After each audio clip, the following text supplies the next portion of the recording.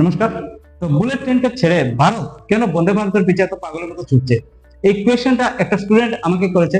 তো ভাবলাম এই কোয়েশ্চেনটা যদি স্টুডেন্টের মনে আসে তাহলে জেনারেল মানুষের মনে আসতে পারে যে ভারত কেন বন্দে ভারতের পিছনে এত ছুটছে এবং বন্দে ভারতকে কেন এত বেশি প্রমোট করা হচ্ছে, যে জায়গাতে ভারত বুলেট ট্রেনের পিছনে দৌড়ানো উচিত। তো এই জন্য কিছু বুলেট ট্রেন এবং বন্দে ভারত নিয়ে বিশেষ কম্পারিজন করতে হবে, বুঝতে হবে, এবং সেটা যদি কম্পারিজন করি তাহলে বুঝবো যে বন্দে ভারত কেন ভারতকে প্রমোট করছে এবং বন্দে ভারতের পিছনে ভারতের কি প্ল্যানিং রয়েছে। তো ফার্স্ট যেটা আমরা একটা কম্পারিজন করে যদি তাহলে দেখবো যে একটা বুলেট ট্রেন আনুমানিক খরচ, জাপানিজ যে টেকনোলজি সেই বুলেট ট্রেনের খরচ হয় 1000 করোড়, মানে 1000 কোটি টাকা। অথচ যে বন্দে ভারত ট্রেন ভারত বানাচ্ছে এটা ইনহাউস ম্যানুফ্যাকচার করছে। তো এই বন্দে ভারতের যে খরচ সেটা হচ্ছে 110 থেকে 120 কোটি টাকা।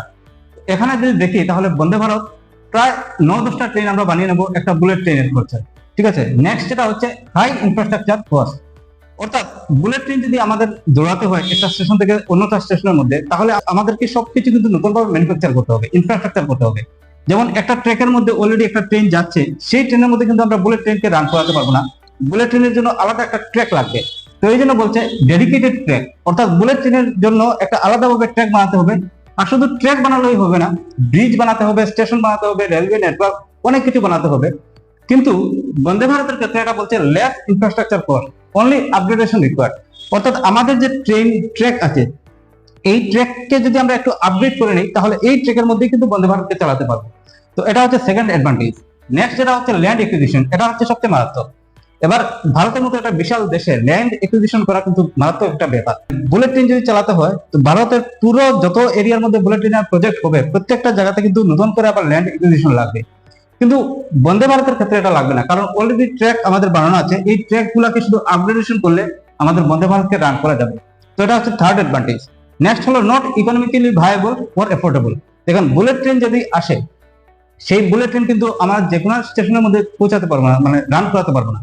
বুলেট ট্রেনের কস্ট হাই থাকবে। তো এই কস্টের জন্য কি বলছে, নট ইকোনমিক্যাল ভায়াবল আর এফোর্ডেবল, মানে এভারেজ যে ইন্ডিয়ান, এই এভারেজ ইন্ডিয়ান এই বুলেট ট্রেন এফোর্ড করতে পারবে। তার থেকে কি করবে, মানুষ জেনারেল ট্রেনের মধ্যে আপ ডাউন করবে। এবার একটা খরচ করে যদি একটা স্টেশনের মধ্যে বুলেট ট্রেন রান করানো হলো আর সেই টিকিট যদি বিক্রি না হয় তাহলে কিন্তু এটা মানে ভারত সরকারের হেভি একটা লস বা মিনিস্ট্রি অফ রেলওয়ের একটা লস। আর এই ক্ষেত্রে বলছে মিটস ইন্ডিয়ান এক্সপেকটেশন, মানে আমরা যদি এক যা খরচ করে সেই খরচটাকে আরেকটু যদি বাড়িয়ে দিই, একটু আপগ্রেড করতে পারি, তাহলে আমরা বন্দে ভারতের মানে ইজিলি এফোর্ড করতে পারবো। বা যারা এখন রেলওয়ে ফার্স্ট ক্লাস এসিতে রান করছে, 2 টায়ার এসিতে রান করছে, তারা অ্যাটলিস্ট বন্দে ভারতে ইজিলি রান করতে পারবে। তো এই জন্য বলছে এটা মেড ইন্ডিয়ান এক্সপেকটেশন। আর লাস্ট যেটা হলো নো ইনহাউস স্কোপ, অর্থাৎ ভারতের যে যদি কোনো সময় ভারত বুলেট ট্রেন বানিয়ে নিল কিন্তু এই বুলেট ট্রেনকে আমরা মানে ভারতের কোনায় কোনায় কিন্তু পৌঁছাতে পারবো না, বিকজ অফ দ্যাট প্রবলেম। এই জন্য বলছে নো ইনহাউস স্কোপ, মানে বুলেট ট্রেনকে আমরা ইনহাউসের মধ্যে এত বেশি রান করতে পারবো না। হোয়ারএস high scope in Vande Bharat. Vande Bharat একটা সময় যাবে, আজকে মানে লিখে রাখেন, বেশি দিন নয় আমরা ভারতবর্ষের প্রত্যেক কোনাতে কিন্তু আমরা বন্দে ভারত দেখতে পাবো। এটা রান মানে শুরুয়াত অলরেডি হয়ে গেছে, আর খুব তাড়াতাড়ি এটা ভারতের প্রত্যেক কোনায় কোনায় কিন্তু বন্দে ভারত পৌঁছাবে। তো এইসব অ্যাডভান্টেজের জন্য ভারত দেখলো যে আমরা যদি বুলেট ট্রেনের পিছনে দৌড়াই তাহলে কিন্তু আমাদের ইকোনমিক্যালি এত আমরা বেনিফিট হবে না। এটা নয় যে বুলেট ট্রেন কিন্তু ভারত সরকার একদম মানে বন্ধ করে দিয়েছে, এটা নয়। আহমেদাবাদ এবং মুম্বাইয়ের মধ্যে একটা করিডোর বানানো হচ্ছে বুলেট ট্রেনের জন্য। আর বন্দে ভারত থাকবে পুরো মানে ভারতের জন্য, যাতে পুরো ভারতে এই বন্দে ভারতটা রান করা যায় এবং এটার বেনিফিট রান যায়।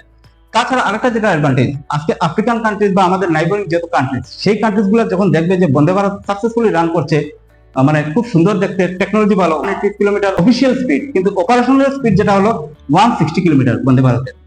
তো এই স্পিডে যদি আমরা রান করতে পারি, মানে এইরকম ট্র্যাক তো শুধু ভারতে না পুরো পৃথিবীতে আছে, আফ্রিকান দেশগুলোতে আছে, আমাদের নাইবারিং কান্ট্রি শ্রীলঙ্কা, বাংলাদেশ, প্রত্যেকটা কান্ট্রি কিন্তু এইরকম ট্র্যাক আছে।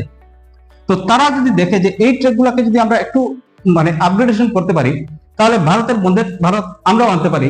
তো ইন্ডিয়া থেকে বন্দে ভারত অন্যান্য কান্ট্রিতে এক্সপোর্টও করা যাবে। এই জন্য বলছে বন্দে ভারতের ক্ষেত্রে হাই একটা স্কোপ আছে, এবং এইসব স্কোপ দেখে মিনিস্ট্রি অফ রেলওয়ে হোক বা ভারত সরকার হোক বন্দে ভারতকে এত বেশি প্রমোট করছে। এবং বন্দে ভারত আজকে থেকে কয়েকদিন পরে কিন্তু আমরা ভারতের প্রত্যেক কোনায় দেখতে পারবো, এবং যদি সবকিছু ঠিকঠাক চলে তাহলে পৃথিবী জুড়ে বন্দে ভারতের জয়গান হবে, এটা একদম নিশ্চিত।